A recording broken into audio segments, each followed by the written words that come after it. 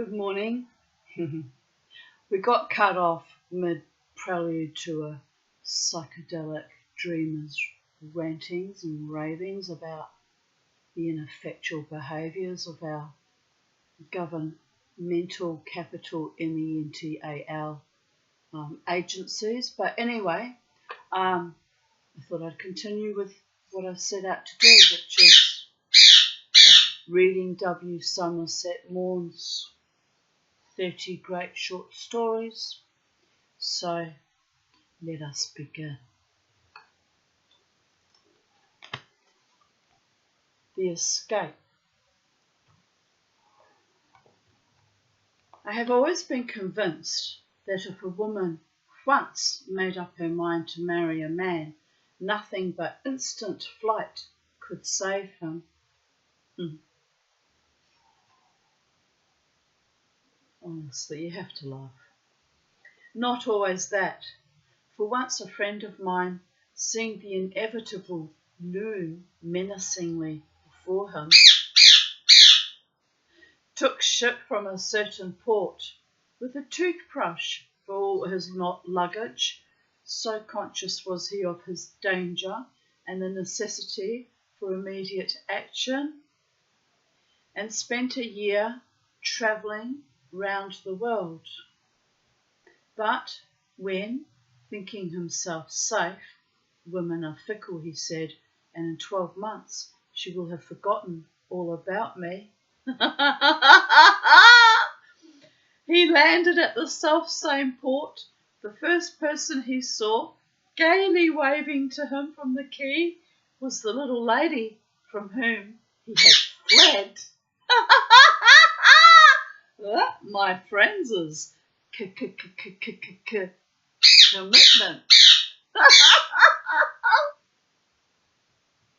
She must have thought he had some very nice qualities and was worth continuing with. Oh, you have to laugh. I have only once known a man who, in such circumstances,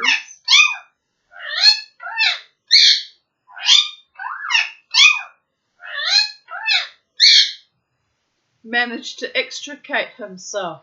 Yes, Kermie, I heartily agree. His name was Rochard Charing. I'm just going to keep an eye out because I've got Bo. Where's Bo? Where's little Bo? Where is little Bo? Did you kill Bo while I had my back to it?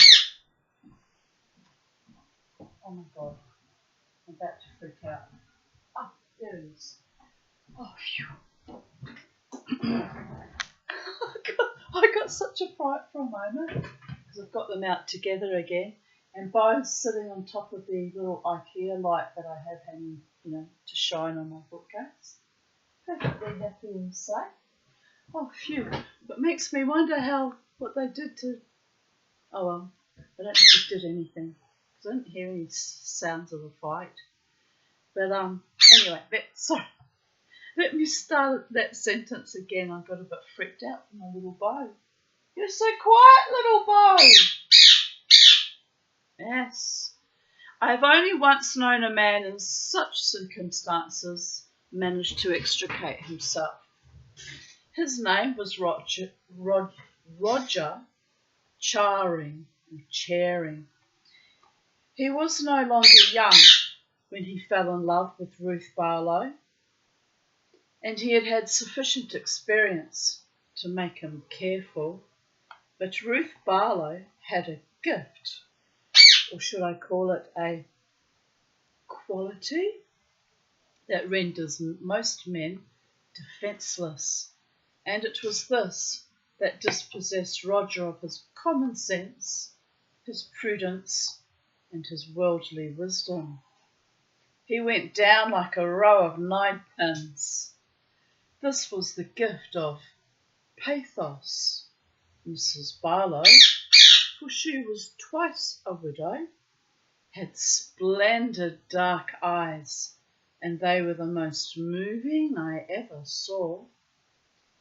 They seemed to be ever on the point of filling with tears.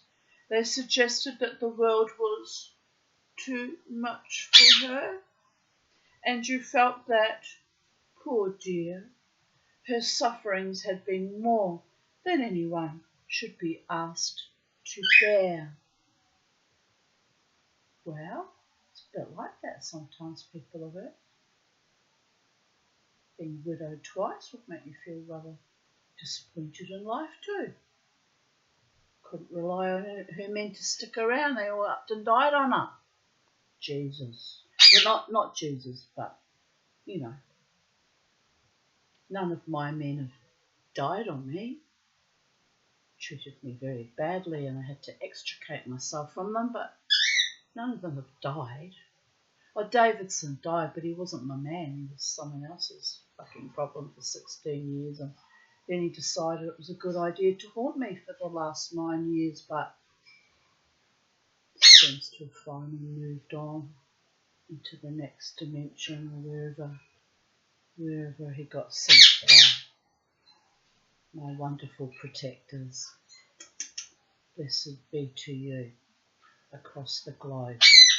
You know who you are. Right.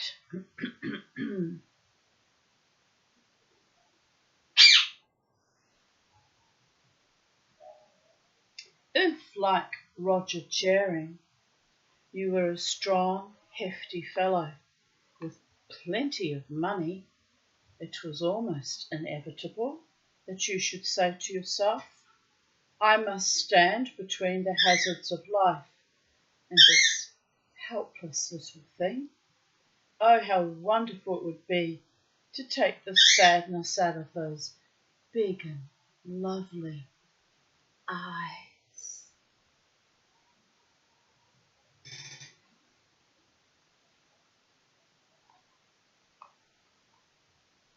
So what he means by that is she evoked a sense in a man to be protective and caring and solid and dependable, reliable, loyal and even, dare we say it, faithful.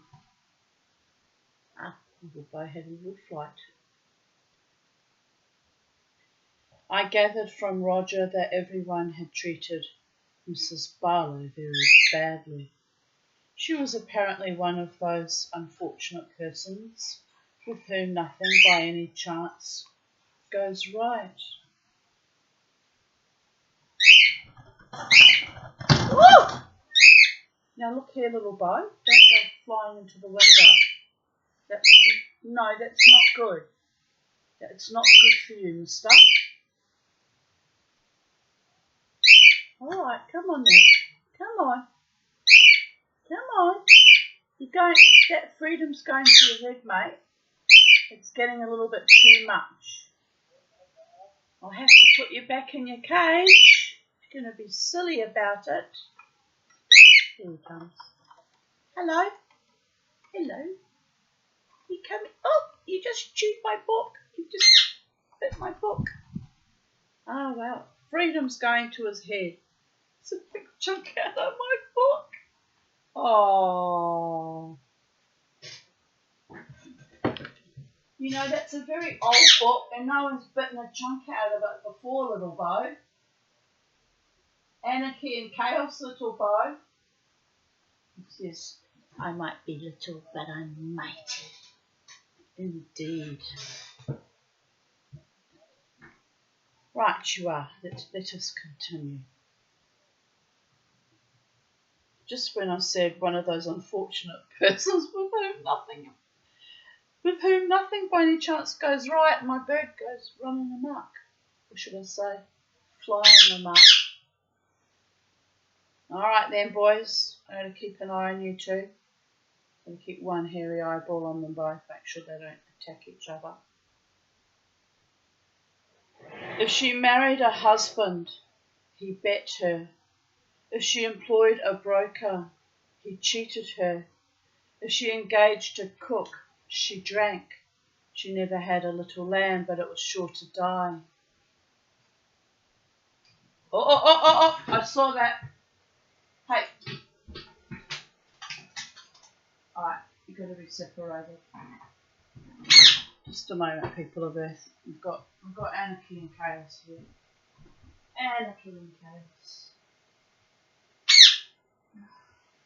Come on, man. No, come on. I wanted you to be free today, but Kearney's gonna be unkind. Yes. Kearney's gonna be unkind. Oh, come on.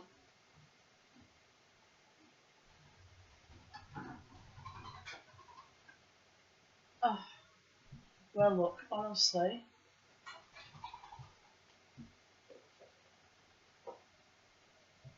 I'll just leave it for now.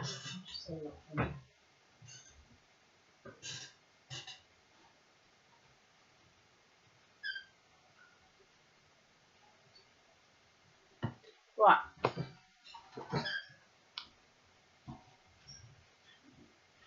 Here he comes.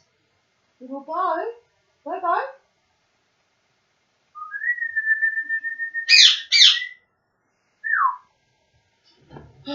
Anyway, where were we? When Roger told me that he had at last persuaded her to marry him, I wished him joy. I hope you'll be good friends, he said. She's a little afraid of you, you know. She thinks you're callous. Why would you marry someone that you think is callous? Oh, but I did. I saw how my husband liked torturing those fish that he pulled up out of the ocean, viciously smashed their head against the sea wall and took great delight in it. Said it was necessary to put them out of their misery, you understand. But it was the sadism and the delight he took in just ruthlessly slaughtering them that way. I thought, there's something wrong with this man. I went on and married him and gave him 2 children. What a fucking idiot I was. Honestly. But anyway.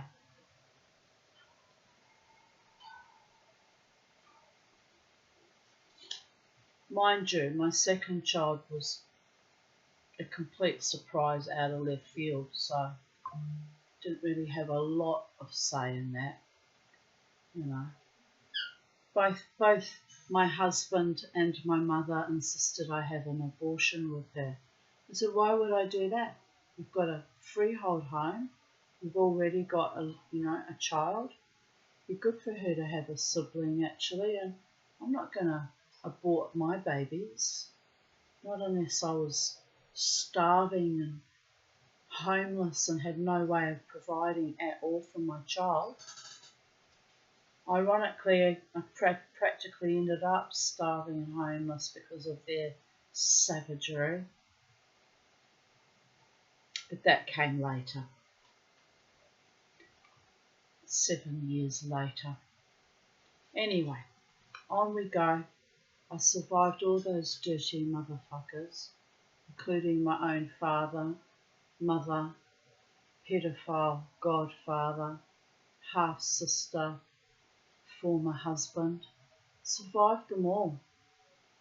And their little henchmen, the vicious people they inculcated like flying monkeys into their psychopathy. Survived you all. They must have been so disappointed. Bit off more than they could chew. Anyway, let us continue. Upon my word, I don't know why she would think that. You do like her, don't you? Very much. She's had a rotten time, poor dear. I feel so dreadfully sorry for her. Yes, I said. I couldn't say less. I knew she was stupid, and I thought she was scheming. My own belief was that she was as hard as nails. Why would you marry someone that you think scheming and stupid and hard as nails? Why would she marry someone she thought was callous? Ah, I see it now. They're perfect for each other. 2 bastards. Kismet.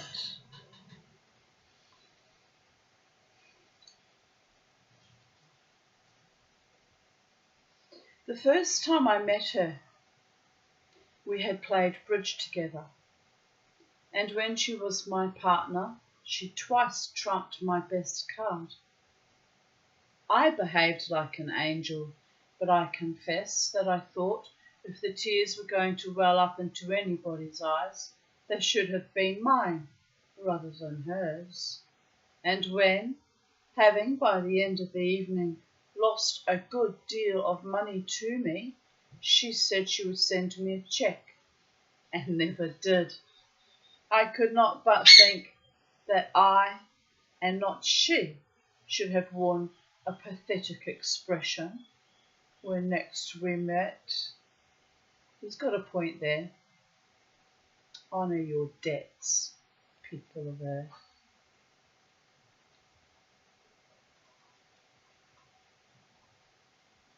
Is it a real debt, though, that was incurred by gambling? Because they had fun playing after all. Like, how serious did she expect him to take it?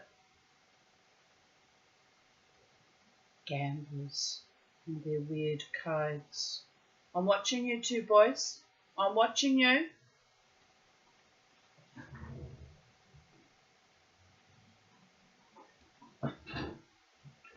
Oh, they're okay. See? I'm a mother, I can multitask. Sometimes. Not all the time.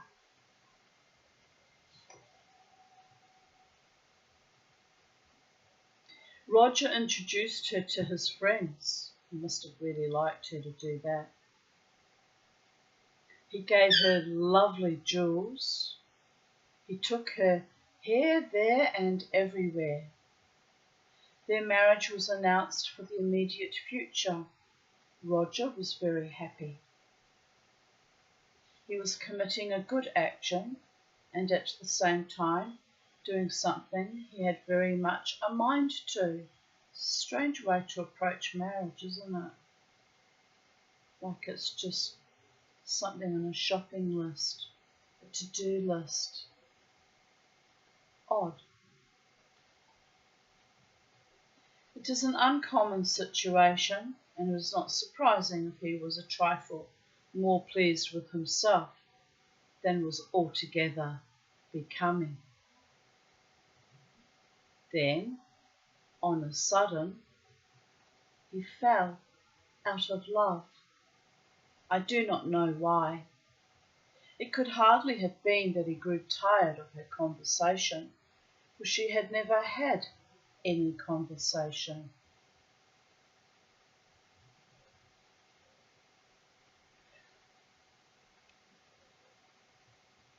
Reminds me of someone. So vapid and shallow. Oh, never mind, people are there. Perhaps it was merely that this pathetic look of hers ceased to wring his heartstrings. His eyes were opened, and he was once more the shrewd man of the world he had been. He became acutely conscious that Ruth Barlow had made up her mind to marry him, and he swore a solemn oath that nothing would induce him to marry Ruth Barlow. But he was in a quandary. Now that he was in possession of his senses, he saw with clearness the sort of woman he had to deal with, and he was aware that, if he asked her to release him, she would, in her appealing way, assess her wounded feelings at an immoderately high figure. I look too much like Wilson behind a fence line. I'm just going to move this up a little bit. It means we don't get to see so clearly what the birdies are up to. No, that's, I think it's about the same actually, isn't it? Oh, just, yeah, because I need to keep an eye on them in the background. they don't get into a fight. Right. Besides, it is always awkward for a man to jilt a woman. People are apt to think he has behaved badly. Roger kept his own counsel. He gave neither by word nor gesture an indication that his feelings towards Ruth Barlow had changed. He remained attentive to all her wishes. He took her to dine at restaurants. They went to the play together. He sent her flowers. He was sympathetic and charming. They had made up their minds that they would be married as soon as they found a house that suited them, for he lived in chambers and she in furnished rooms, and they set about looking at desirable residences. The agent sent Roger orders to view, and he took Ruth to see.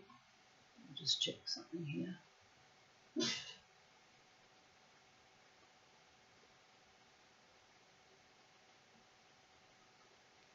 And he took Ruth to see a number of houses. It was very hard to find anything that was quite satisfactory. Just a moment, that previous video is already uploaded because it was only short.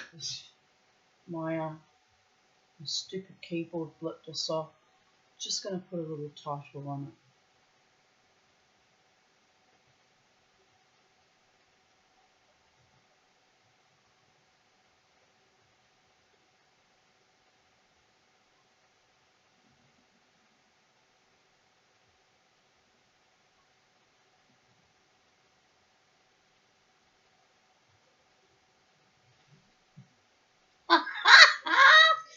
Oh well, can't take things too seriously, people of Earth. It's all a bit silly. Right, where were we? So we're looking at a number of houses. It was very hard to find anything that was quite satisfactory. Roger applied to more agents. They visited house after house.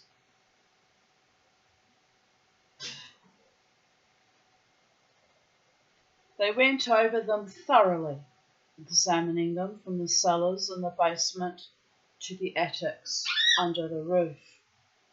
Sometimes they were too large and sometimes they were too small. Sometimes they were too far from the centre of things, and sometimes they were too close. Sometimes they were too expensive, and sometimes they wanted too many repairs. Sometimes they were too stuffy, and sometimes they were too airy. Sometimes they were too dark. Sometimes they were too bleak. Roger always found a fault that made the house unsuitable. Of course, he was hard to please.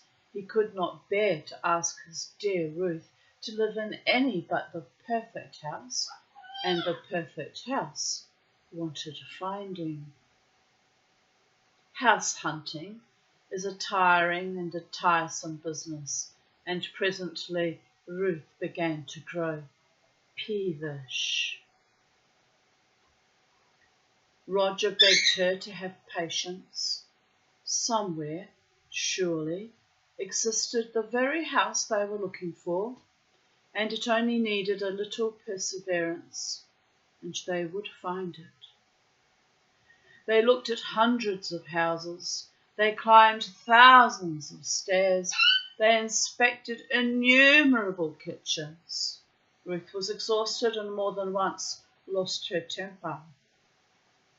"If you don't find a house soon," she said, "I shall have to reconsider my position. Why, if you go on like this, we shan't be married for years." "Don't say that," he answered. "I beseech you." Kermie.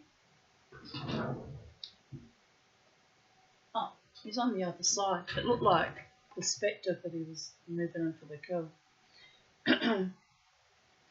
I beseech you to have patience. I have just received some entirely new lists from agents I've only just heard of. There must be at least 60 houses on them. They set out on the chase again. They looked at more houses and more houses. For 2 years they looked at houses. Ruth grew silent and scornful. Her pathetic, beautiful eyes acquired an expression that was almost sullen. There are limits to human endurance. Mrs. Barlow had the patience of an angel, but at last she revolted. Do you want to marry me, or do you not? She asked him. There was an unaccustomed hardness in her voice, but it did not affect the gentleness of his reply. Of course I do. We'll be married the very moment we find a house. By the way, I've just heard of something that might suit us.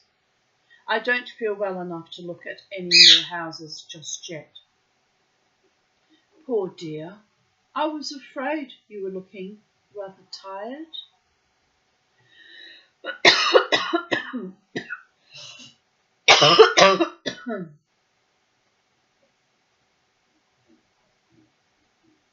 Ruth Barlow took to her bed. She would not see Roger, and he had to content himself with calling at her lodgings to inquire and sending her flowers. He was, as ever, assiduous and gallant. Every day he wrote and told her that he had heard of another house for them to look at. A week passed, and then he received the following letter. Roger, I do not think you really love me. I have found someone who is anxious to take care of me, and I am going to be married to him today. Ruth. He sent back his reply by special messenger. Ruth, your news shatters me. I shall never get over the blow, but of course your happiness must be my first consideration. I send you herewith 7 orders to view. They arrived by this morning's post, and I am quite sure you will find among them a house that will exactly suit you. Roger.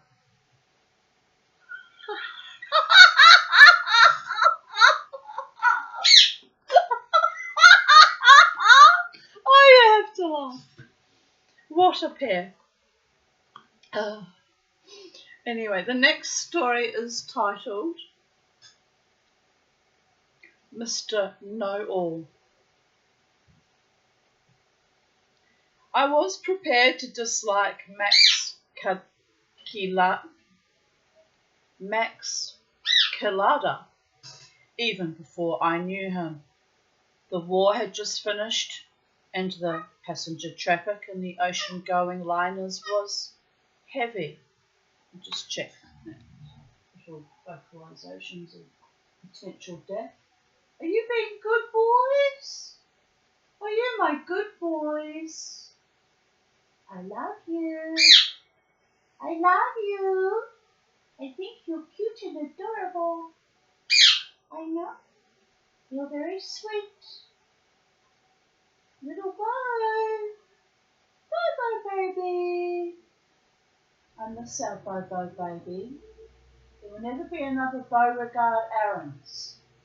There will only be little Bo, the cockatiel, but Beauregard Aarons is in the light doing what all good doggies do, sniffing everything he can find and waiting for his mama to join him one day. Maybe he's probably forgotten about me. They forget you know when they cross over, usually.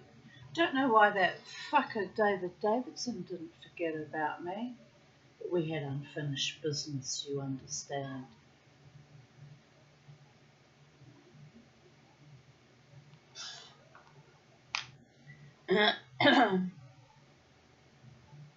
Unforgettable in every way. Unforgettable. Oh well, you get that.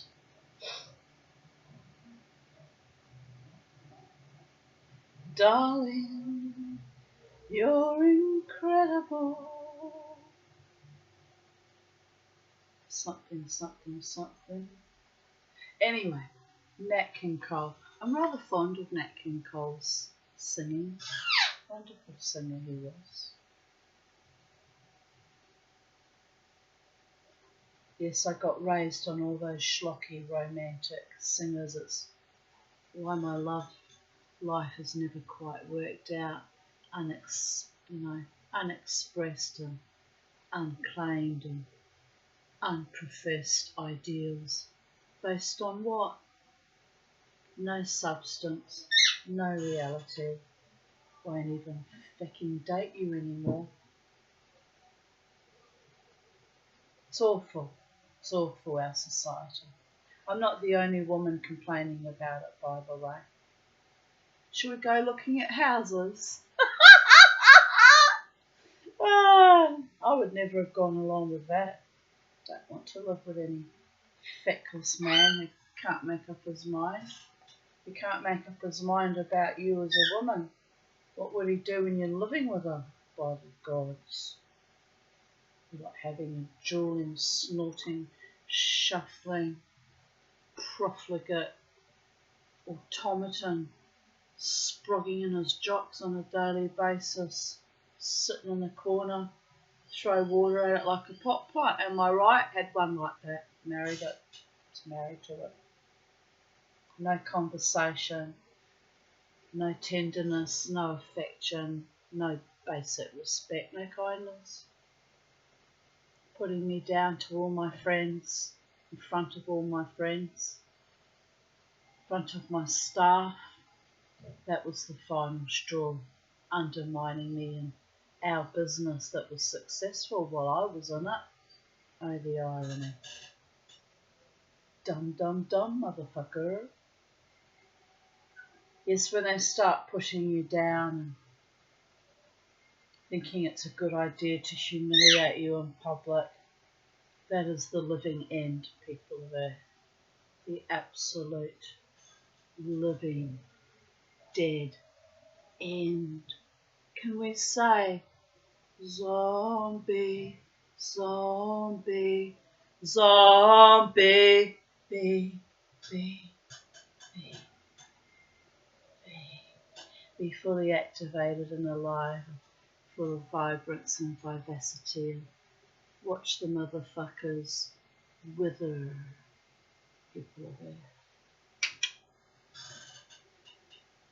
Unforgettable. You kind of have to laugh. You really do. It is kind of comical in a way. You've got to have a very dark sense of humour to see the comedy in it, but it is comical.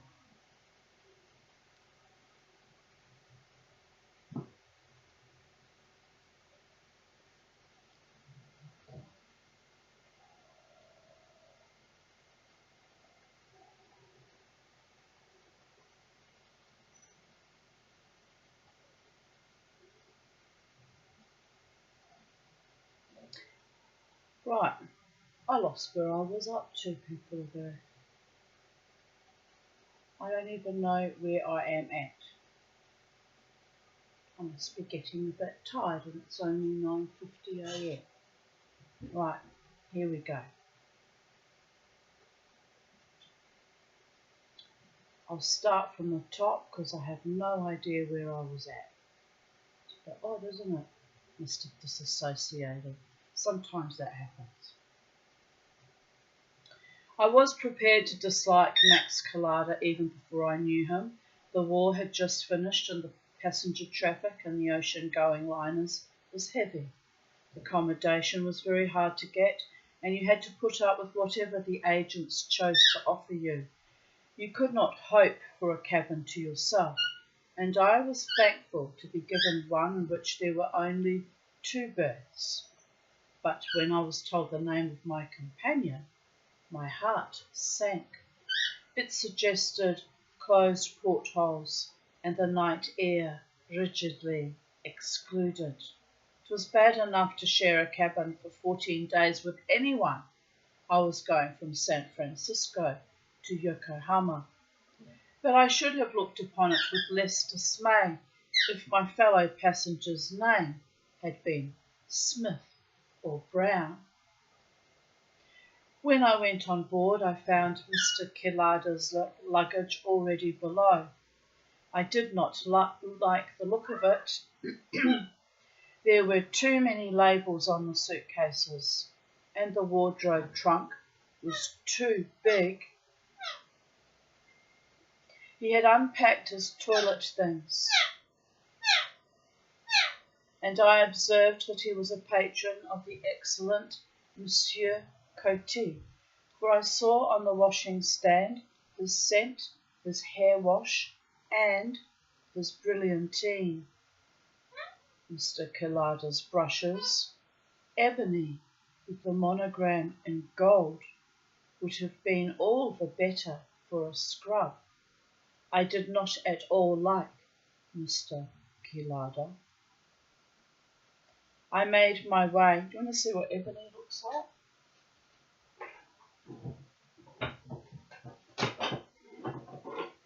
I've still got some left to make beads from.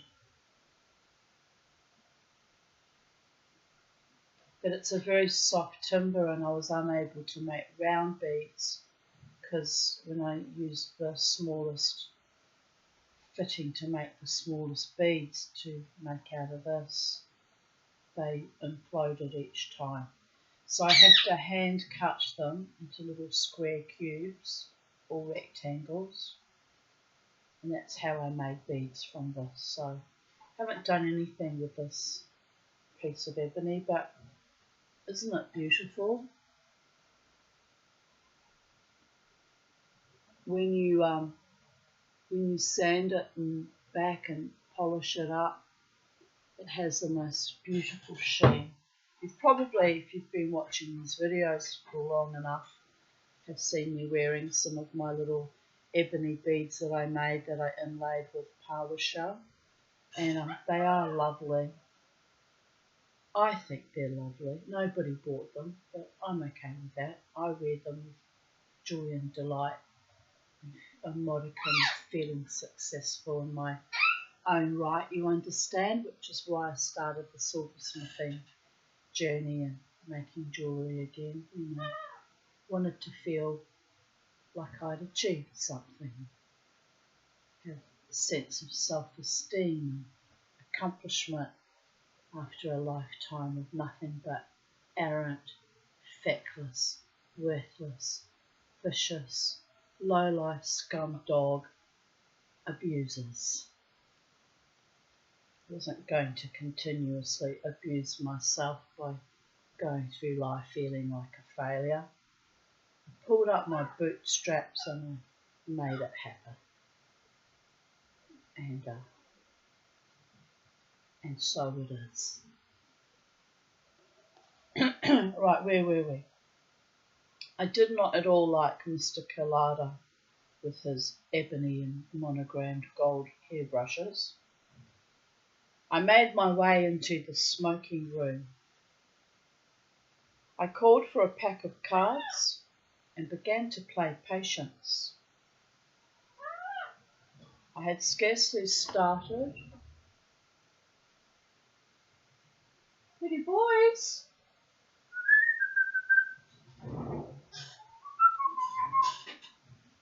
I had scarcely started before a man came up to me and asked me if he was right in thinking my name was so-and-so.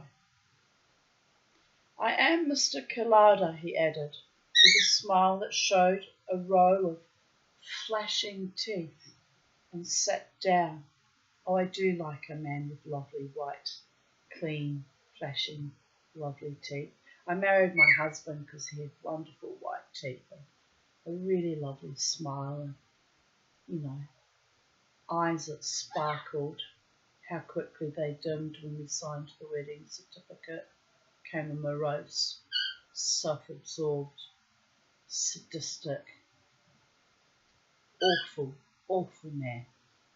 It's quite a shock that I married a happy-go-lucky, fun person. 'Tis what it is, people of Earth.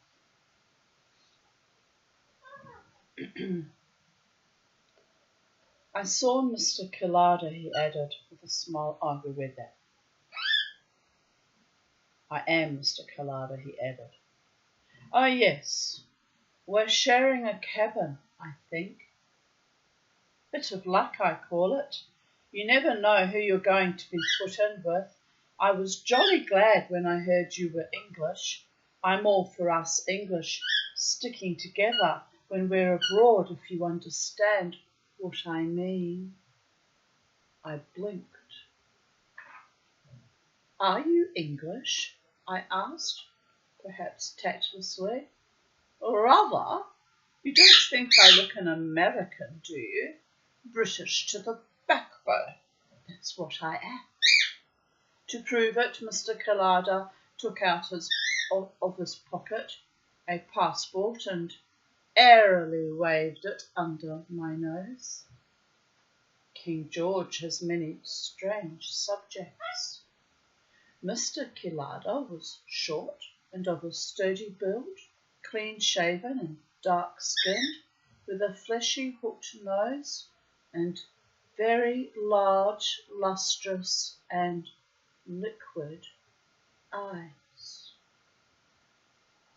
Sounds like eyes like my much beloved Omar Sharif, am I right? Oh, he has beautiful liquid lustrous eyes. Or had. Don't know if he's still living actually. Well, anyway, we're talking in the fulsome of his youth and fame, and Lawrence of Arabia comes to mind. Lawrence. It was him and Lawrence of Arabia, wasn't it?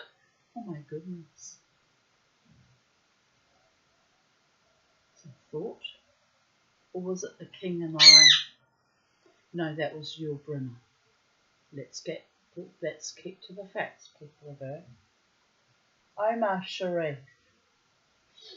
Anyway,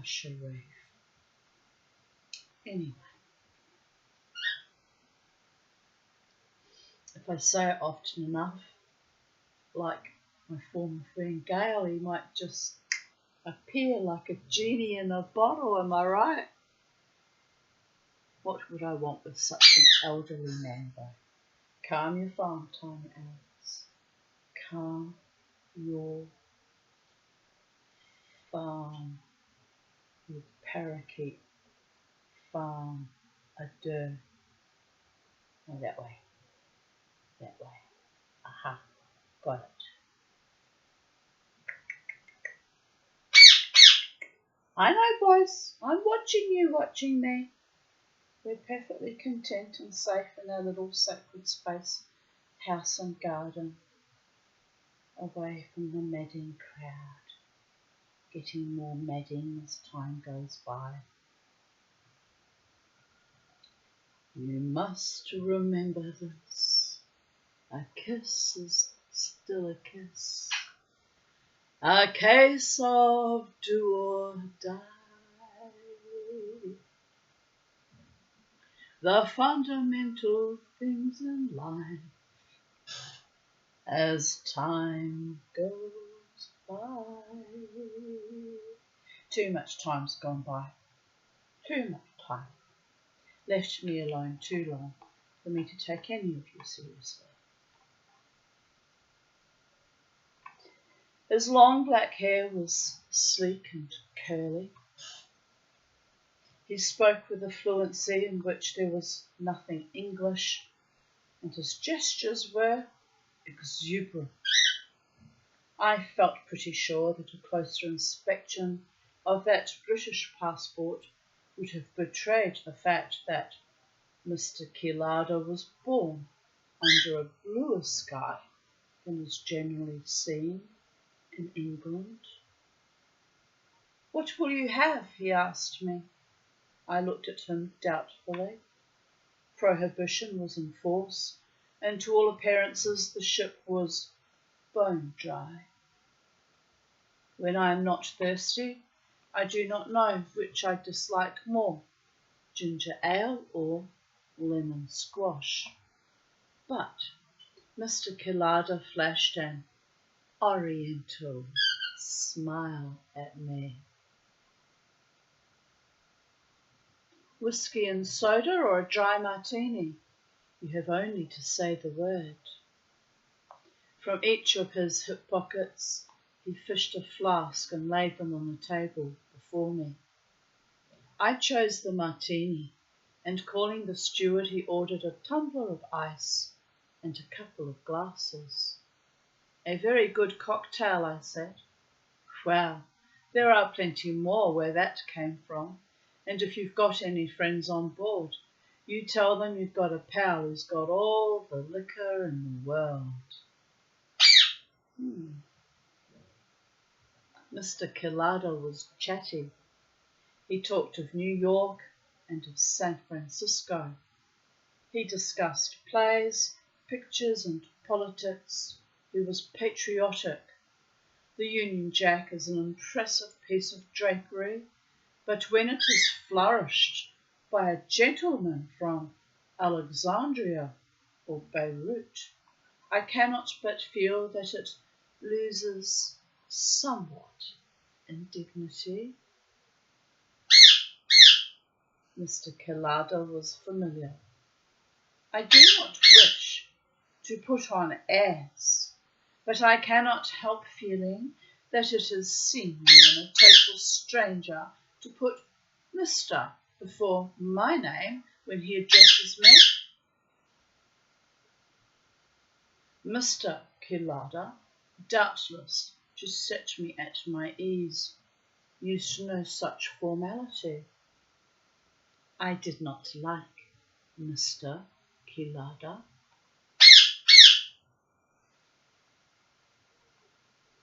I had put aside the cards when he sat down, but now, thinking that for this first occasion our conversation had lasted long enough, I went on with my game.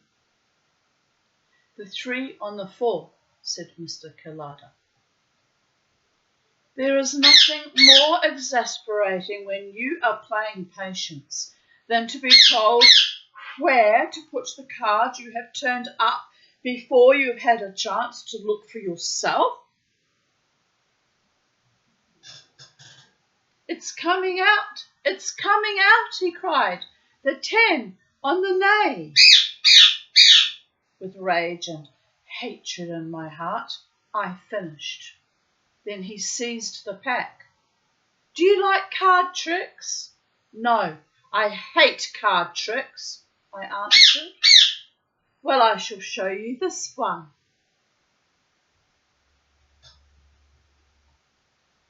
He showed me 3. Then I said I would go down to the dining room and get my seat at table. "Oh, that's all right," he said. "I've already taken a seat for you. I thought that as we were in the same stateroom, we might just as well sit at the same table." I did not like Mr. Killarda.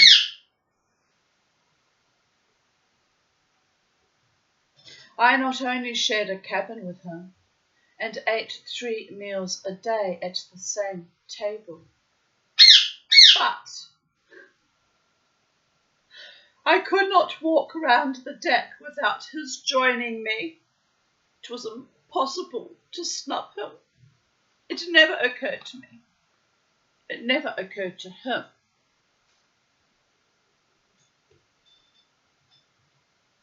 that he was not wanted.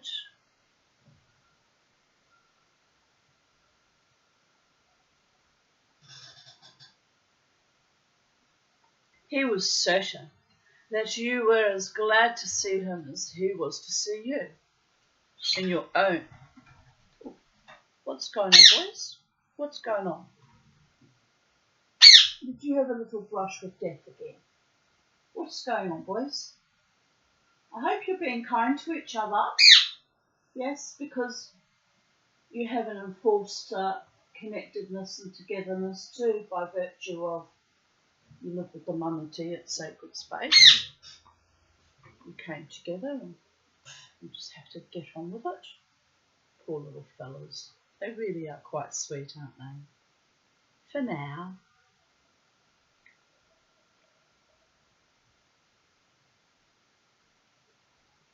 In your own house you might have kicked him downstairs and slammed the door in his face without the suspicion dawning on him that he was not a welcome visitor. He was a good mixer, and in 3 days knew everyone on board. He ran everything. He managed the sweeps, conducted the auctions, collected money.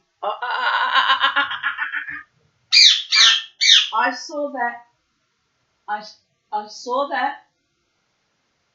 Kermie. Right, we're going to have to interrupt this transmission. It's getting dangerous. What am I going to do? How am I going to catch you, little bug? It's very hard to catch. Right, we'll do what we did yesterday.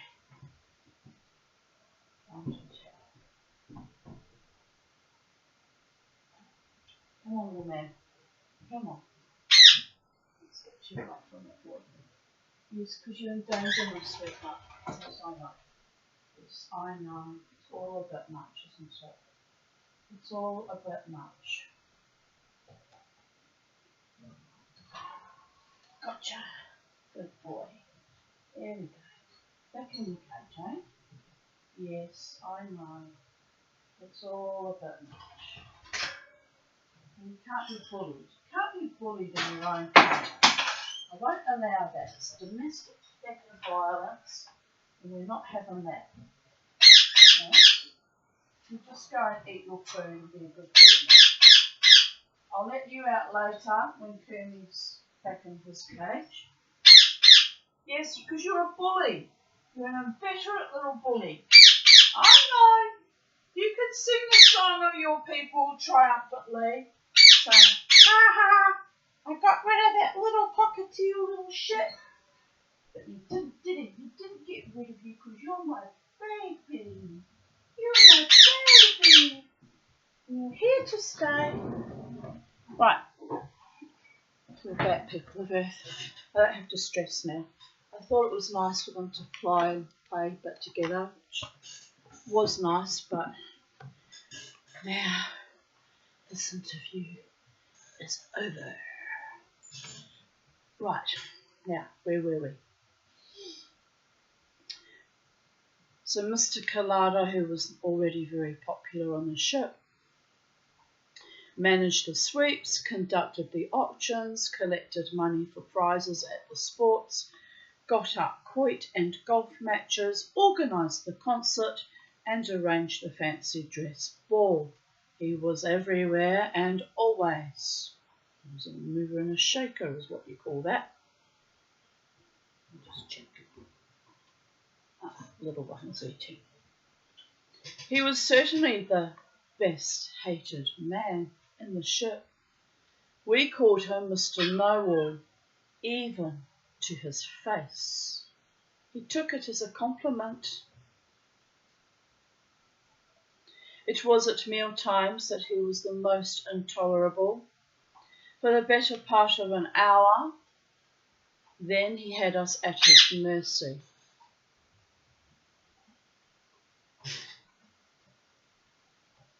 He was hearty, jovial, loquacious, and argumentative.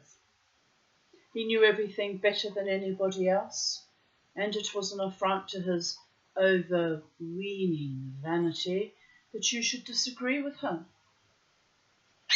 He would not drop a subject, however unimportant, till he had brought you round to his way of thinking. The possibility that he could be mistaken never occurred to him. He was the chap who knew. We sat at the doctor's table. Mr. Collada would certainly have had it all his own way, for the doctor was lazy and I was frigidly indifferent, except for a man called Ramsay who sat there also. He was as dogmatic as Mr. Collada and resented bitterly the Levantines' cocksureness. The discussions they had were acrimonious and interminable.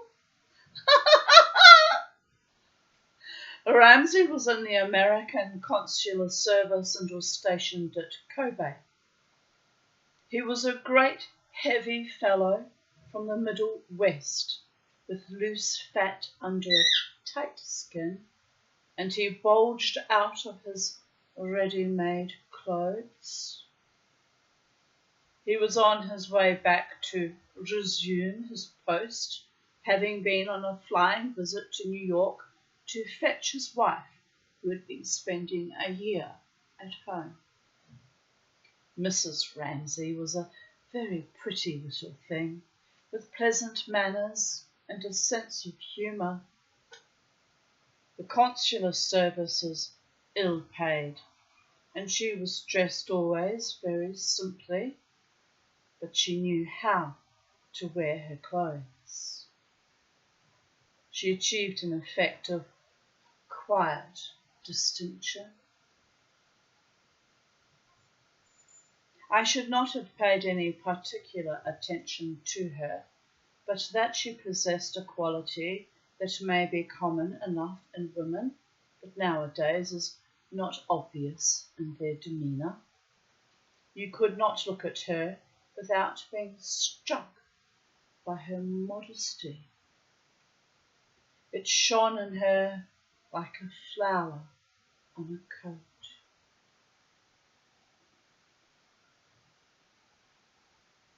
One evening at dinner, the conversation by chance drifted to the subject of pearls.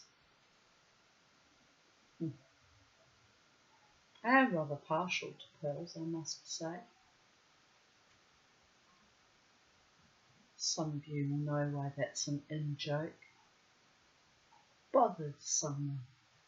Bothered them a little too much, I might say. But he's a good man at heart. He is. Easily forgiven. Unlike that other monstrosity.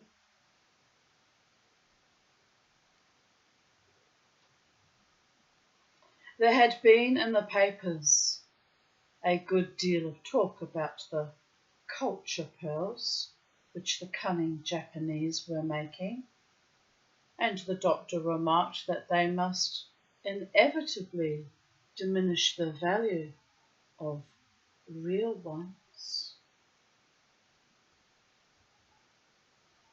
I do not believe Ramsay knew anything about them at all.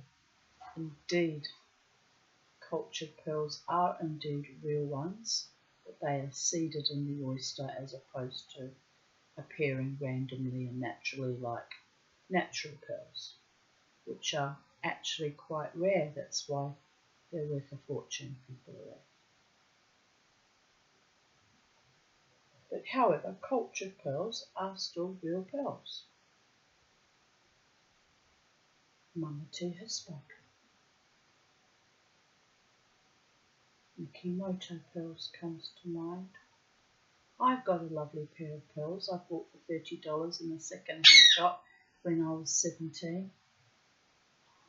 Those pearls that drive men green with envy cost me $30. and they are real cultured pearls.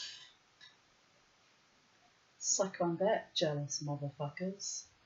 Sometimes in life one just gets lucky, like finding a good man who adores you, values and cherishes you, and isn't spiteful, petty, or jealous of your pearls. My darlings.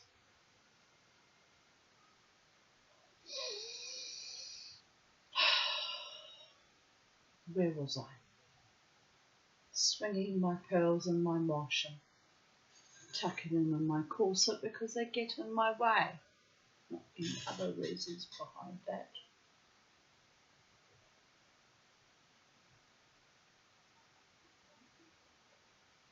Do you have to laugh at the effect it had on certain people?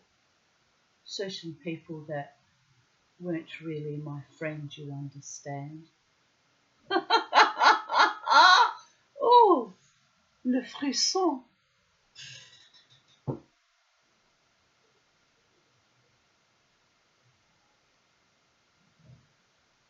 Right, where were we?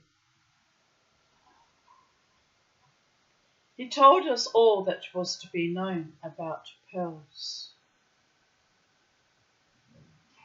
I do not believe Ramsay knew anything about them at all, but he could not resist the opportunity to have a fling at the Levantine, and in 5 minutes we were in the middle of a heated argument.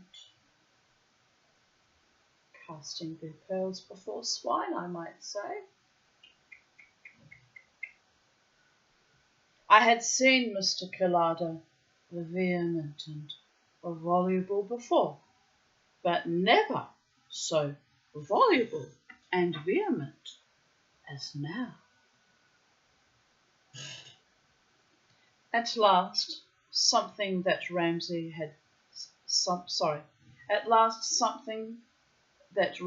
said stung him, for he thumped the table and shouted, "Well, I ought to know what I am talking about.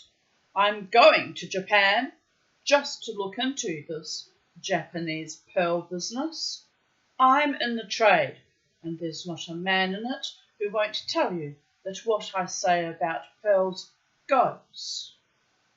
I know all the best pearls in the world, and what I don't know about pearls isn't worth knowing."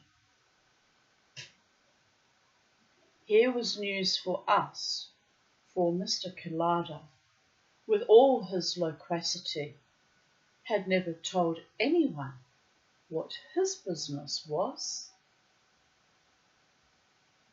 We all knew vaguely that he was going to Japan on some commercial errand. He looked round the table triumphantly. They'll never be able to get a culture pearl that an expert like me can't tell with half an eye. He pointed to a chain that Mrs. Ramsay wore. You take my word for it, Mrs. Ramsay, that chain you're wearing will never be worth a cent less than it is now. Mrs. Ramsay, in her modest way, flushed a little and slipped the chain inside her dress.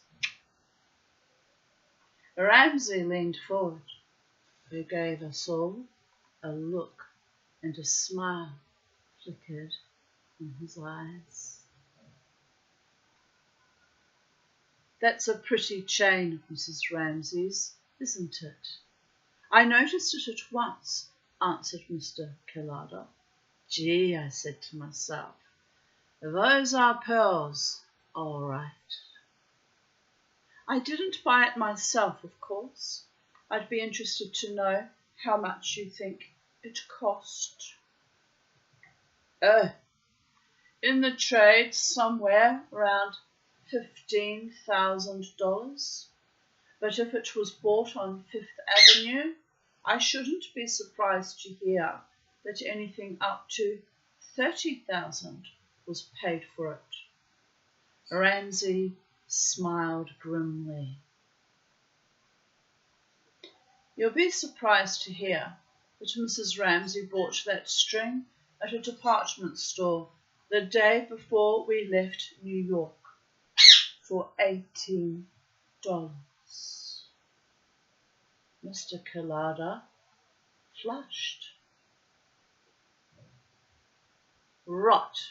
It's not only real, but it's as fine a string for its size as I've ever seen.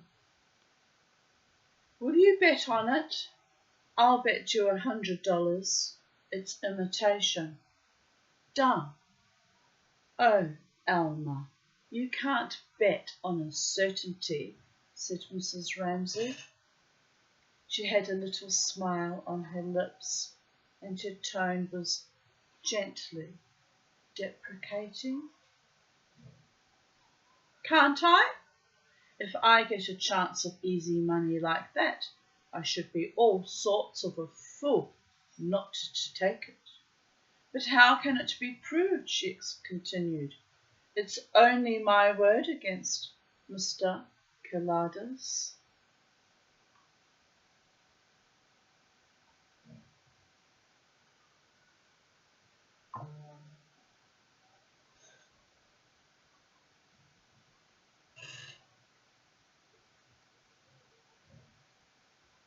I'm going to sit on that juicily because I already suspect how this is going to pan out. But I could be wrong. Let's continue reading, people of Earth.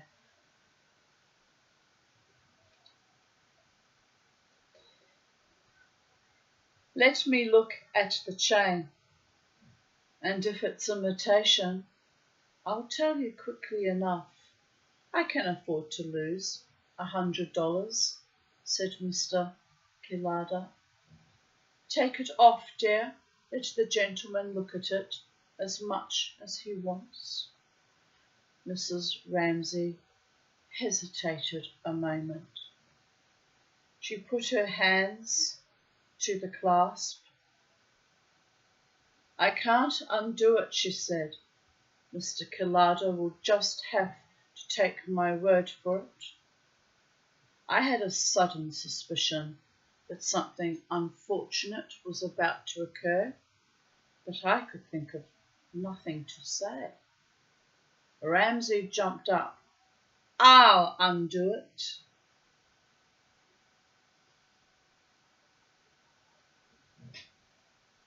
He handed the chain to Mr. Collada. The Levantine took a magnifying glass from his pocket and closely examined it. A smile of triumph spread over his smooth and swarthy face. He handed back the chain. He was about to speak. Suddenly, he caught sight of Mrs. Ramsay's face. It was so white that she looked as though she were about to faint. She was staring at him with wide and terrified eyes, just as I suspected. They had a desperate appeal. It was so clear that I wondered why her husband did not see it. Mr. Collada stopped with his mouth open. He flushed deeply. You could almost see the effort he was making over himself.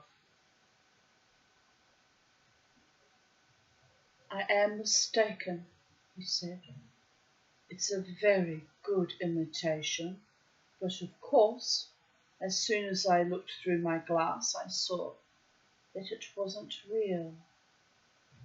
I think $18 is just about as much as the damned thing's worth.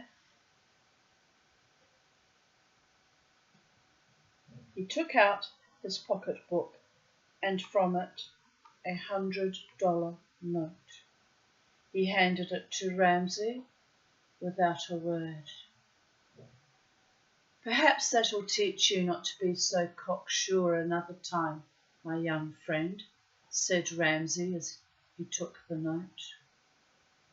I noticed that Mr. Collada's hands were trembling.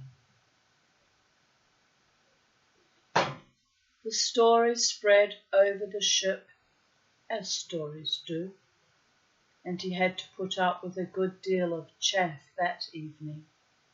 It was a fine joke that Mr. Know-it-all had been caught out. But Mrs. Ramsay retired to her stateroom with a headache.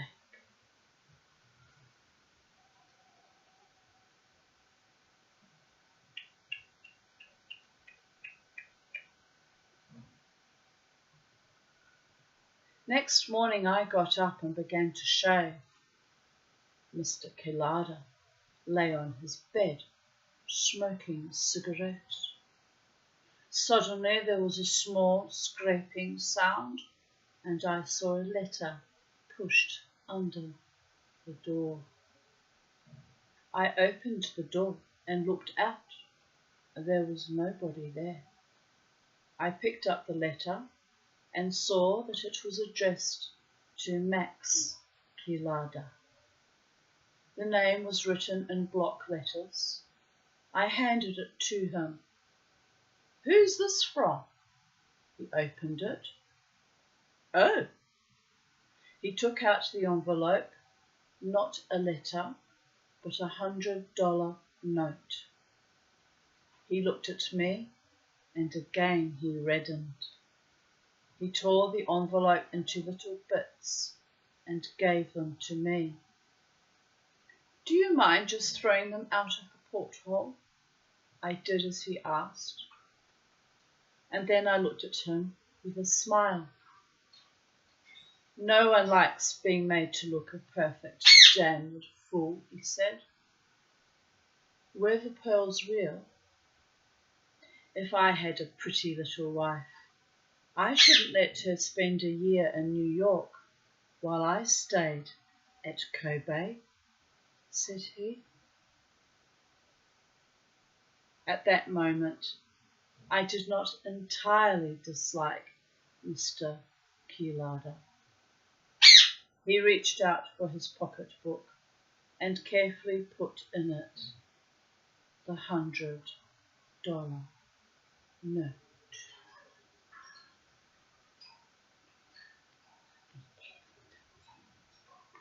Oh, wasn't that delicious? It was just so delicious. It was kind of him to cover her tuchus too, at the risk of his own business reputation. It was a very noble thing to do indeed.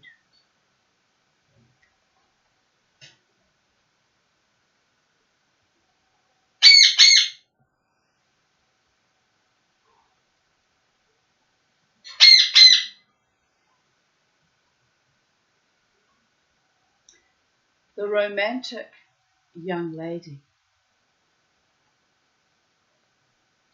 One of the many inconveniences of real life is that it seldom gives you a complete story. Some incident has excited your interest.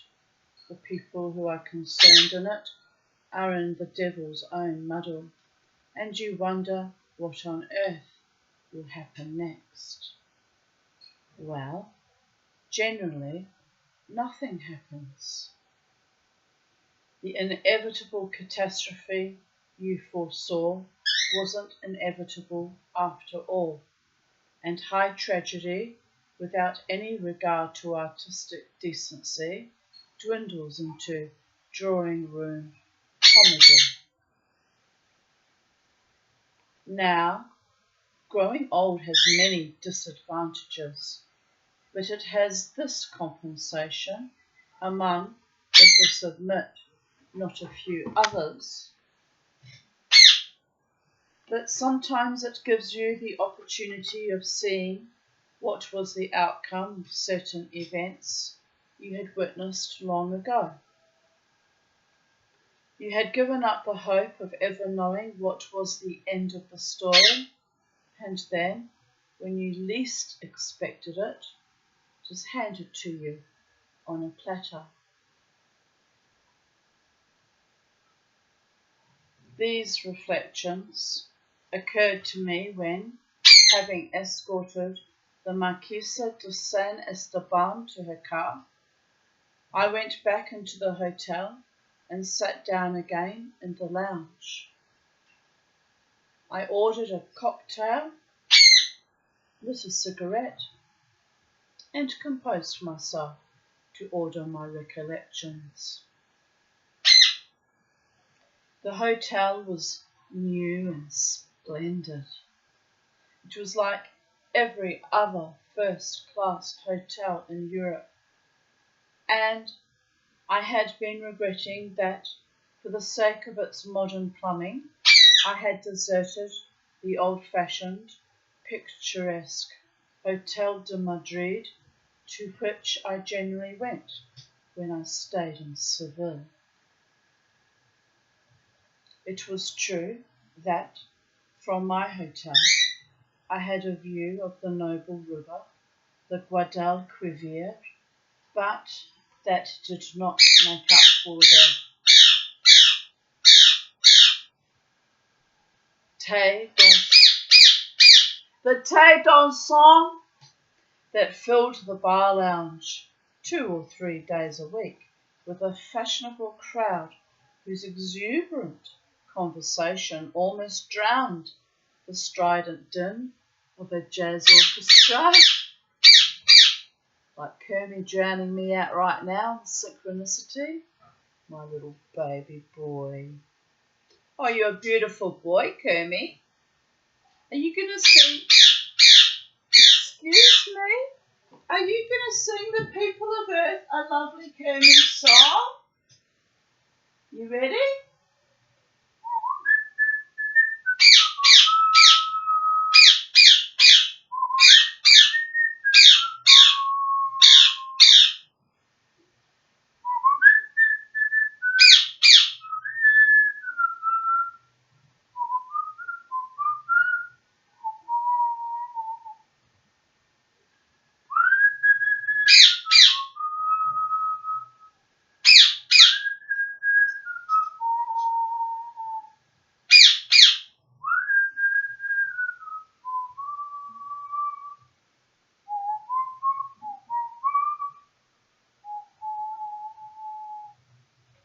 Somewhat like that. Anyway, we're getting there, people of Earth.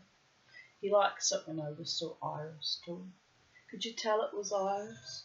Probably not. But anyway, I'm working with it. Having fun with it.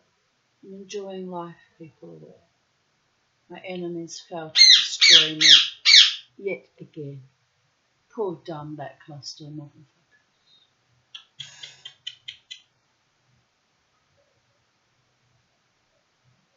Right, where were we?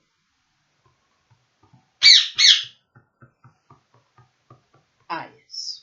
Drowned out the strident din of a jazz orchestra. I had been out all the afternoon and coming in, found myself in the midst of a seething mob. I went to the desk and asked for my key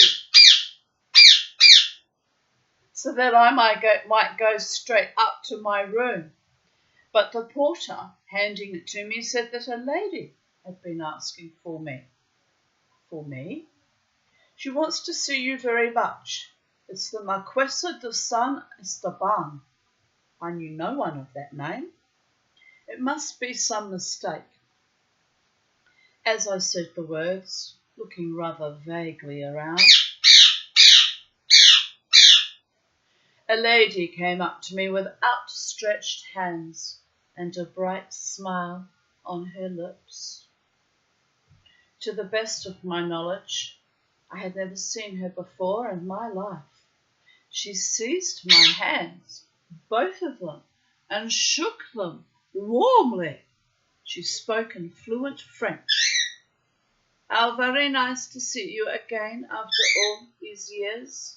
I saw by the paper that you were staying here, and I said to myself, I must look him up. How many years is it since we danced together? I daren't think. Do you still dance?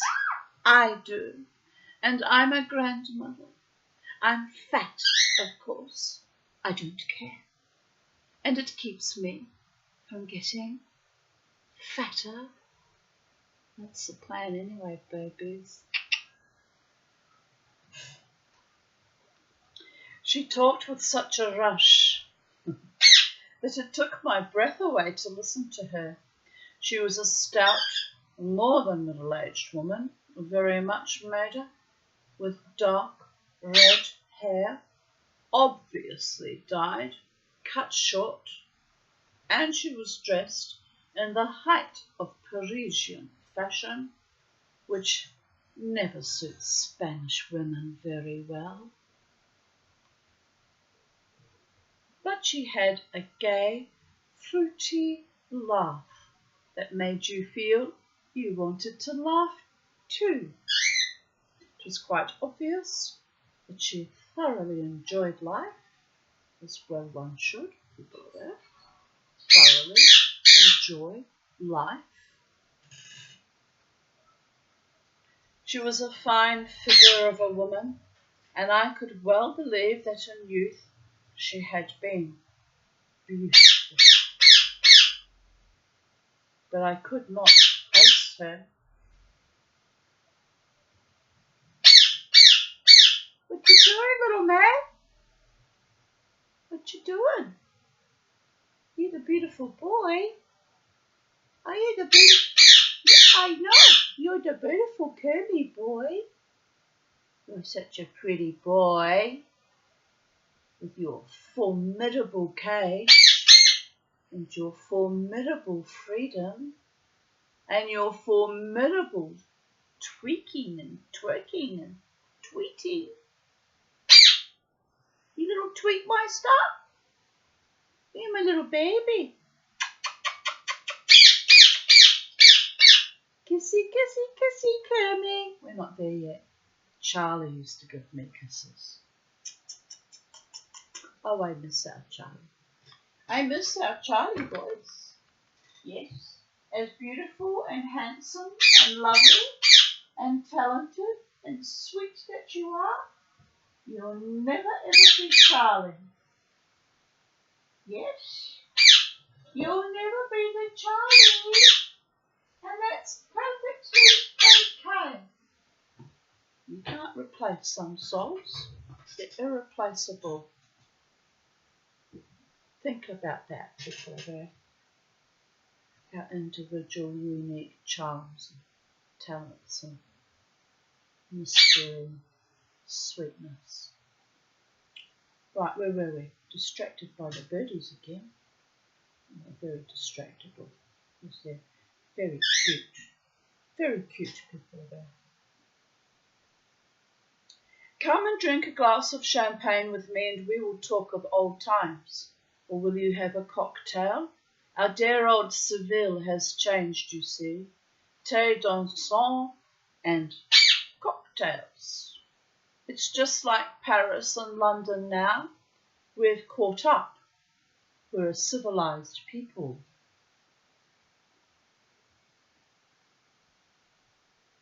Strange thing to say about Spain, isn't it? Spain has been civilized for at least 1,000 years.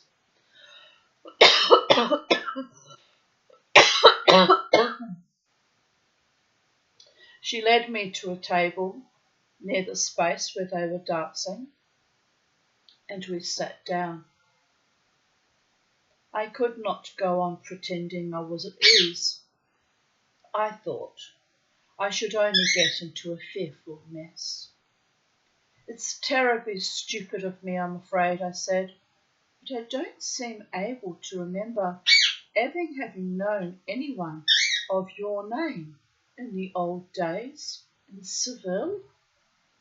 Son Esteban, she interrupted before I could go on. Naturally. My husband came from Salamanca. He was in the diplomatic service. I'm a widow.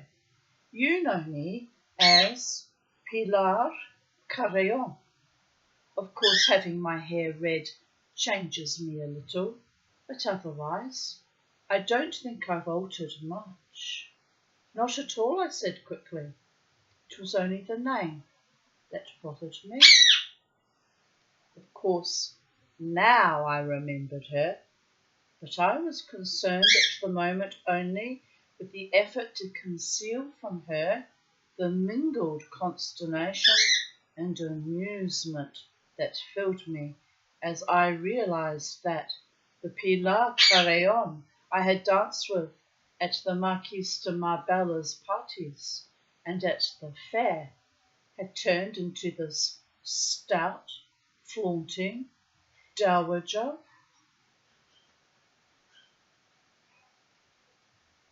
I could not get over it, but I had to watch my step.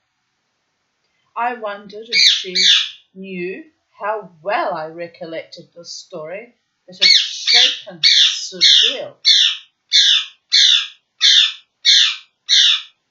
to its foundations, and I was glad when, after she had finally bidden me an effusive farewell, I was able to recall it at ease.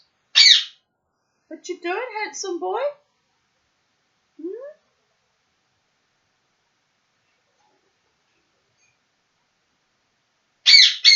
In those days, 40 years ago, Seville had not become a prosperous commercial city. It had quiet white streets, paved with cobbles, with a multitude of churches on the belfries of which storks built their nests. Bullfighters, students, and loungers sauntered in the sierpes all day long. Life was easy. This, of course, was before the time of motor cars, and the Sevillan would live in penury, practicing every possible economy in order to have a carriage. For this luxury, he was willing to sacrifice the necessities of life. Everyone who had any claim to gentility drove up and down the delicious, the, the park-like gardens by the Guadalquivir every blessed afternoon from 5 till 7. You saw carriages of all sorts, from fashionable London Victorias to old broken-down chaises that seemed as though they would fall to pieces, magnificent horses, and wretched hacks whose tragic end in the bull-ring was near at hand.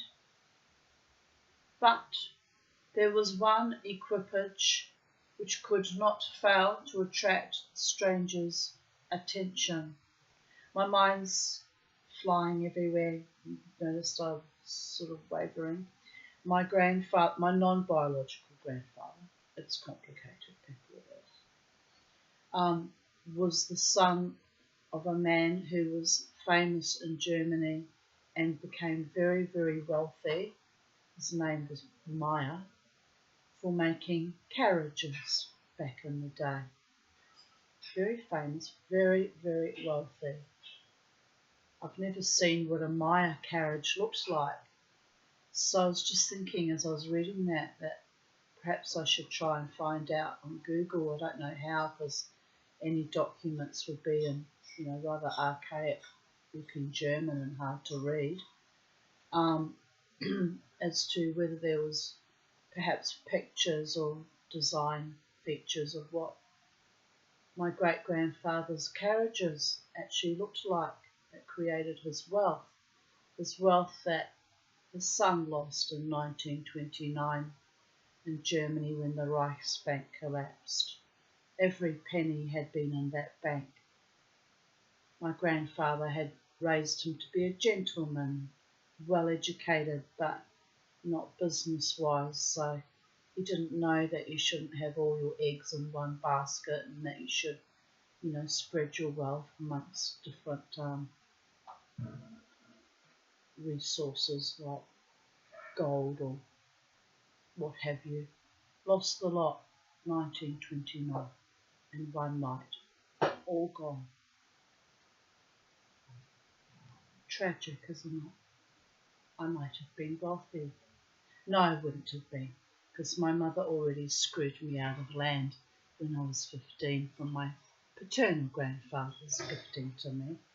So she would have screwed me out of an even more opulent wealth before I could even utter my first words, no doubt. Evil she was. Truly evil, but, well, some mothers are like that, aren't they? People are there. It was the war, you understand. Shut up, Gisela, and you're not welcome in my sacred space, mental or physical or spiritual. Weg, damn it.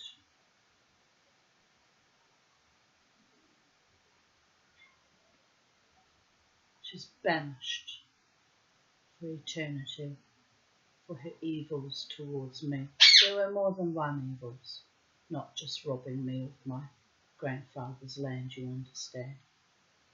It's much, much worse than that. Anyway, let us continue, lest I fall into ancient moribund griefs that serve no purpose but hold me back from joy and delight in my own accomplishments and existence on planet Earth. We won't be giving them even that. People of Earth.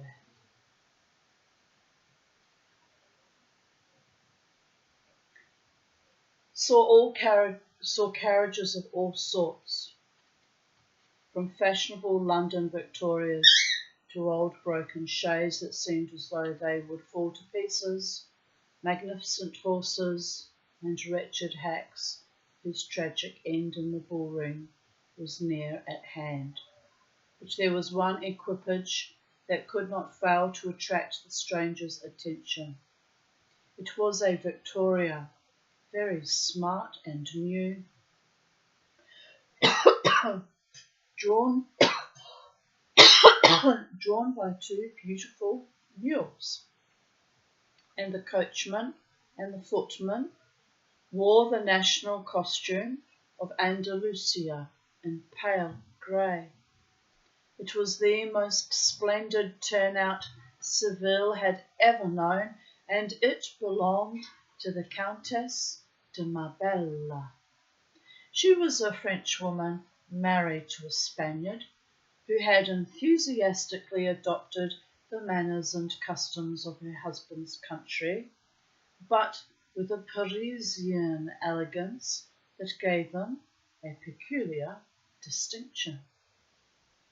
The rest of the carriages went at a snail's pace, so that their occupants could see and be seen. But the Countess, behind her mules, dashed up between the two crawling lines at a fast trot, went to the end of the Delicious and back twice, and then drove away. The proceedings savoured somewhat of royalty. When you looked at her, gracefully seated in that swift Victoria, her head handsomely poised, her hair of too brilliant a gold to be natural, you did not wonder that her French vivacity and determination had given her the position she held. She made the fashion. Her decrees were law, but the Countess had too many adorers not to have as many enemies. And the most determined of these was the widowed Duchess de Dos Palos, whose birth and social consequence made her claim as a right the first place in society, which the Frenchwoman had won by grace, wit, and character. Now the Duchess had an only daughter. This was Donna Pilar. She was 20 when I first knew her, and she was very beautiful. She had magnificent eyes and a skin that, however hard you tried to find a less hackneyed way to describe it, you could only call peach-like. She was very slim, rather tall for a Spanish girl, with a red mouth and dazzlingly white teeth. She wore her abundant, shining black hair dressed very elaborately in the Spanish style of the period. She was infinitely alluring. The fire in her black eyes, the warmth of her smile, the seductiveness of her movements suggested so much passion that it really wasn't quite fair. She belonged to the generation which was straining to break the old conventions that had kept the Spanish girl of good family hidden away till it was time for her to be married. I often played tennis with her, and I used to dance with her at the Countess de Marbella's parties. The Duchess considered the Frenchwoman's parties, with champagne and a sit-down supper, ostentatious, and when she opened her own great house to society, which was only twice a year, it was to give them lemonade and biscuits.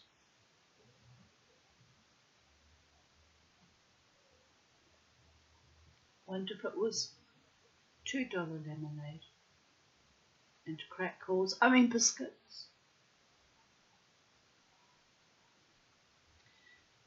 But she bred fighting bulls, as her husband had done, and on the occasions when the young bulls were tried out, she gave picnic luncheons to which her friends were asked, very gay and informal, but with a sort of feudal state which fascinated my romantic imagination. Once, when the Duchess's bulls were to fight at a corrida in Seville, I rode in with them at night as one of the men escorting Donna Pilar, dressed in a costume that reminded one of a picture by Goya, who headed the cavalcade. Sounds rather lovely, doesn't it? I've been to Spain in the sense that I've been to Las Palmas, the Canary Islands, and I've been to Portugal, but I haven't been to Spain itself. And I was a child at the time, so it hardly counts. 52 years ago now, by the gods. 52 years.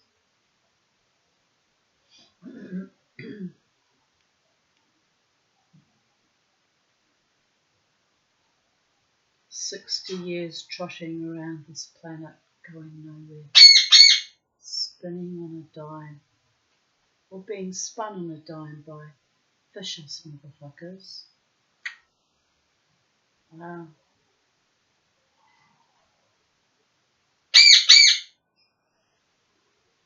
Like a disc jockey from hell.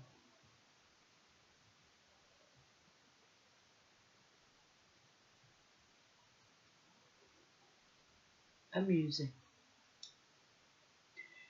It was a charming experience to ride through the night on those prancing Andalusian horses, with the 6 bulls surrounded by oxen thundering along behind. A good many men, rich or noble, and sometimes both, have asked Donna Pilar's hand in marriage, but, notwithstanding her mother's remonstrances, she had refused them. The Duchess had been married at 15, and it seemed to her really indecent that her daughter at 20 should be still single.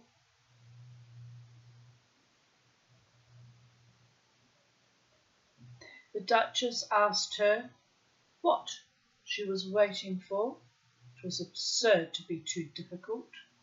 It was her duty to marry, but Pilar was stubborn. She found reasons to reject every one of her suitors. Then the truth came out. During the daily drives in the Delicias, which the Duchess, accompanied by her daughter, took in a great old-fashioned landau, they passed the Countess as she was twice swiftly driven up and down the promenade. The ladies were on such bad terms that they pretended not to see one another. Some art form people are there. An art form. But Pilar could not keep her eyes off that smart carriage, and the 2 beautiful grey mules, and, not wishing to catch the Countess's somewhat ironic glance, her own fell on the coachman who drove her. He was the handsomest man in Seville, and in his beautiful uniform he was a sight to see. Of course, no one knew exactly what happened, but apparently the more Pilar looked at the coachman, the more she liked the look of him, and somehow or other, for all this part of the story remained a mystery, the pair met. In Spain, the classes are strangely mingled, and the butler may have in his veins much nobler blood than the master.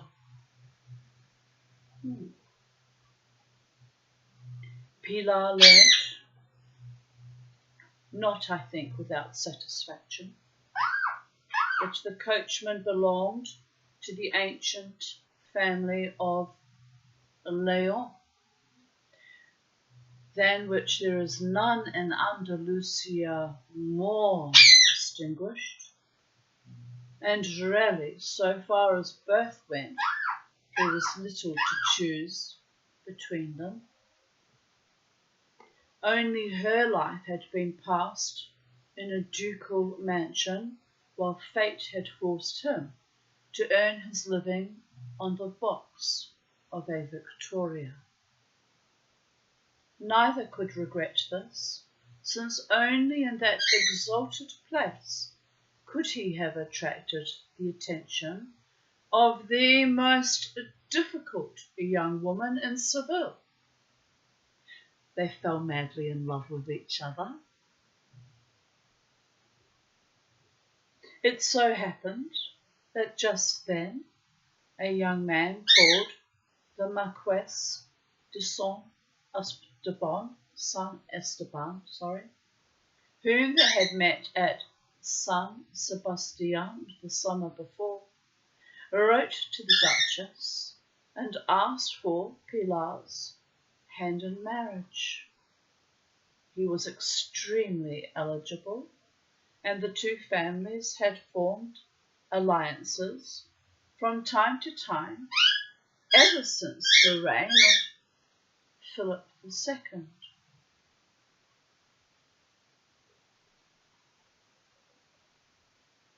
The Duchess was determined not to stand any more nonsense, and when she told Pilar of the proposal, added that she had shilly-shallied long enough. She must either marry him or she should go into a convent. I'm not going to do either the one or the other, said Pilar. What are you going to do then? I have given you a home long enough. I am going to marry José León. Who is he? Pilar hesitated for a moment, and it may be, 'tis indeed to be hoped, but she blushed a little. He's the Countess's coachman. What Countess? The Countess de Marbella. I remembered the Duchess well, and I am sure that when aroused, she stuck at little. She raged, she implored, she cried, she argued.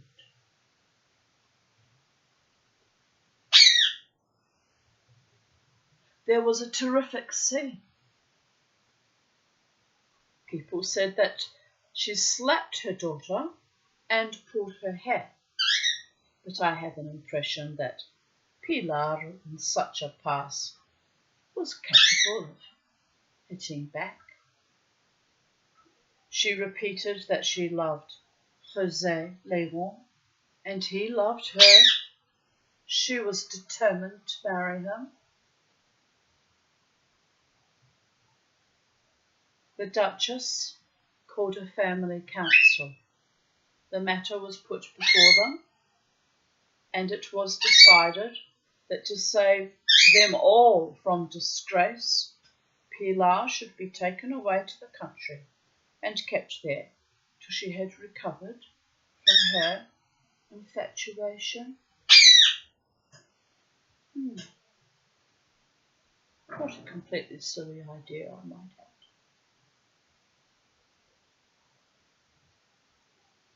Pilar got the wind of the scheme and put a stop to it by slipping out of the window of her room one night when everyone was asleep and going to live with her lover's parents.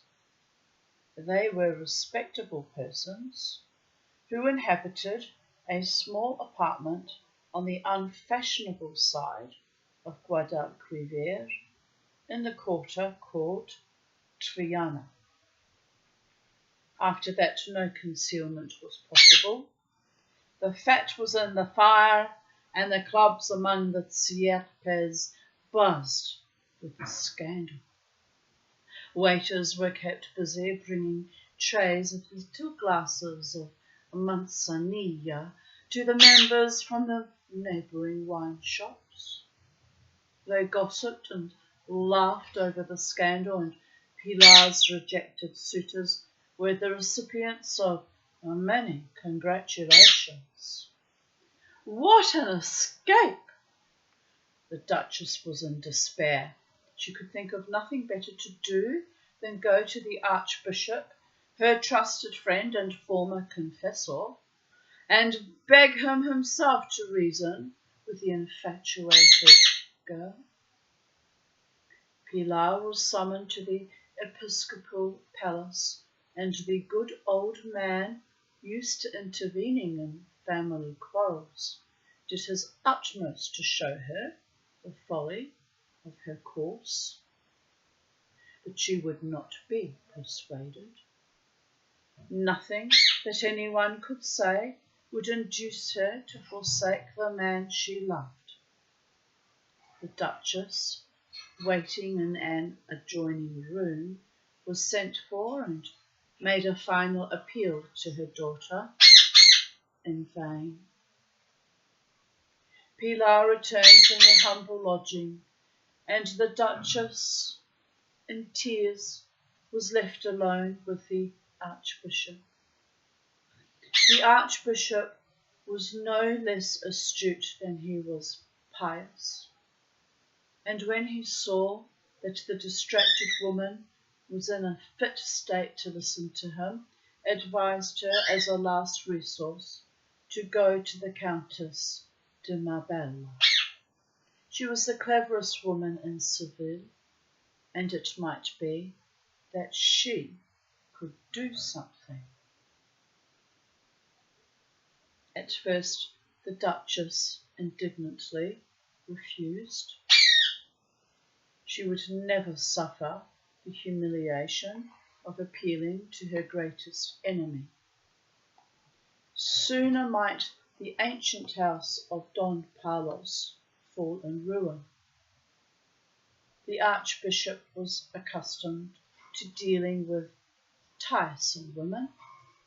He set himself with gentle cunning to induce her to change her mind, and presently she consented to throw herself on the Frenchwoman's mercy. With rage in her heart, she sent a message asking if she might see her, and that afternoon was ushered into her drawing room. The Countess, of course, had been one of the first to hear the story, but she listened to the unhappy mother as though she had not known a thing about it. She relished the situation enormously. It was a crowning triumph to have the vindictive Duchess on her knees before her.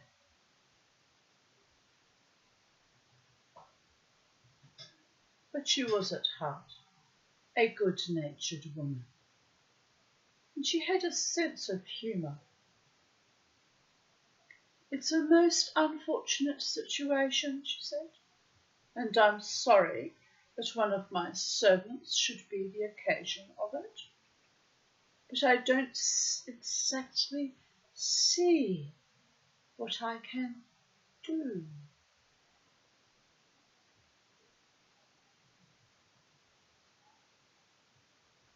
The Duchess would have liked to slap her painted face, and her voice trembled a little with the effort she made to control her anger. "It is not for my own sake I'm asking you to help. It's for Pilar's. I know, we all know, that you are the cleverest woman in the city. It seemed to the Archbishop, that if there was a way out, your quick wit would find it." The Countess knew she was being grossly flattered. She didn't mind. She liked it. "You must let me think. Of course, if he'd been a gentleman, I would have sent for my son, and he would have killed him. But the Duke of Don Carlos cannot fight a duel with the Countess de Marbella's coachman." "Perhaps not. In the old days it would have been so simple. I should merely have hired a couple of ruffians and had the brute's throat cut one night in the street. But with all these laws they have nowadays, decent people have no way of protecting themselves from insult.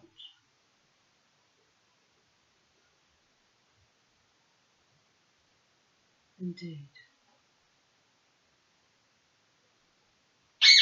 I should deplore any method of settling the difficulty that deprived me of the services of an excellent coachman, murmured the Countess.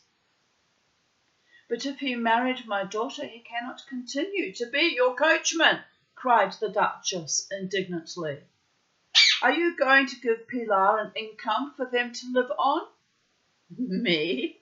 Not a peseta. I told Pilar at once that she should get nothing from me. They can starve for all I care. Well, I should think, rather than do, that he will prefer to stay on as my coachman. There are very nice rooms over my stables. The Duchess went pale. The Duchess went red. Forget all that has passed between us. Let us be friends. You can't expose me to such a humiliation. If I've ever done things to affront you, I ask you on my knees to forgive me. The Duchess cried.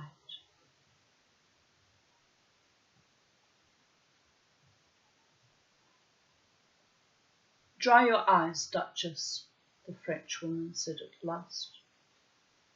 I will do what I can. Is there anything you can do? Perhaps. It is true that Pilar has and will have. Is it true that Pilar has and will have no money of her own? Not a penny if she marries without my consent. The Countess gave her one of her brightest smiles. There is a common impression that southern people are romantic and northern people matter of fact. The reverse is true.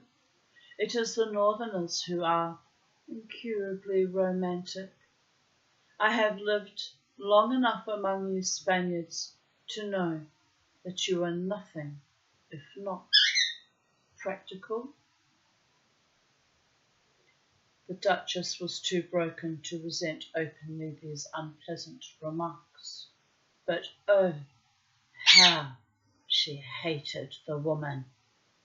The Countess de Marbella rose to her feet.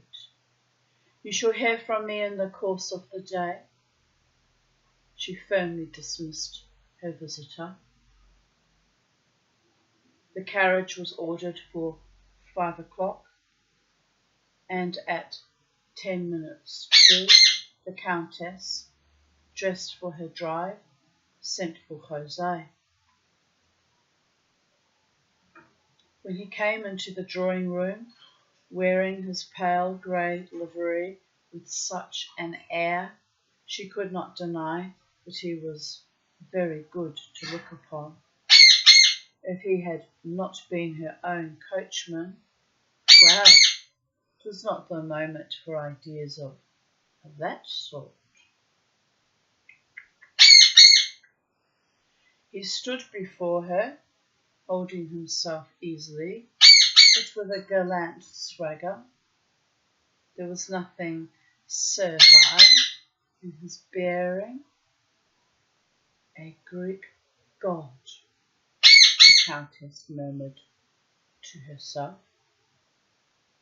It is only Andalusia that can produce such types. And then, aloud, I hear that you are going to marry the daughter of the Duchess of Dos Palos, if the Countess does not object.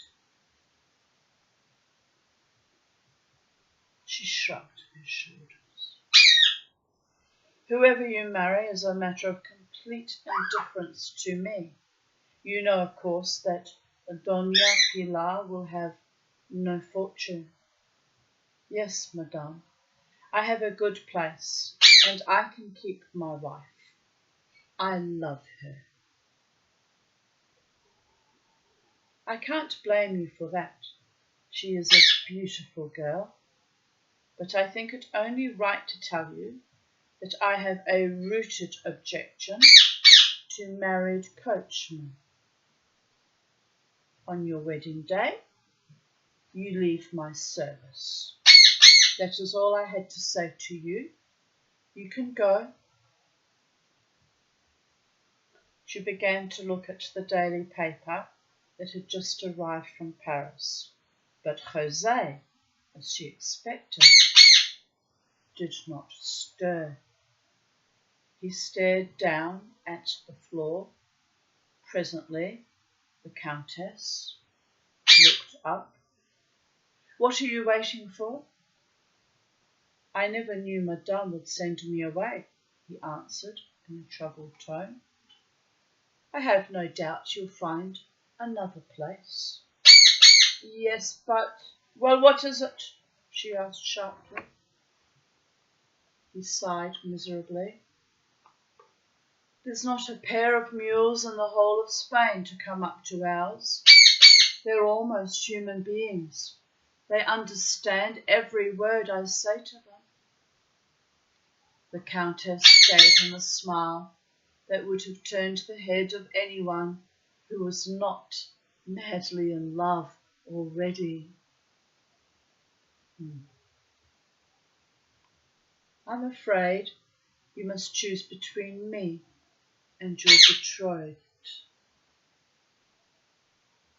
He shifted from one foot to the other.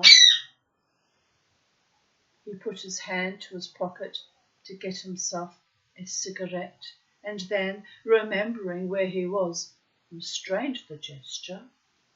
He glanced at the Countess, and that peculiar, shrewd smile came over his face which those who have lived in Andalusia know so well. In that case, I can't hesitate. Pilar must see that this alters my position entirely. One can get a wife any day of the week, but a place like this is found only once in a lifetime. I should be a fool to throw it up for a woman. That was the end of the adventure. José Leon continued to drive the Countess de Marbella, but she noticed, when they sped up and down the Delicias, that henceforward as many eyes were turned on her handsome coachman as on her latest hat. And a year later, Pilar married the Marquess de San Esteban. The end.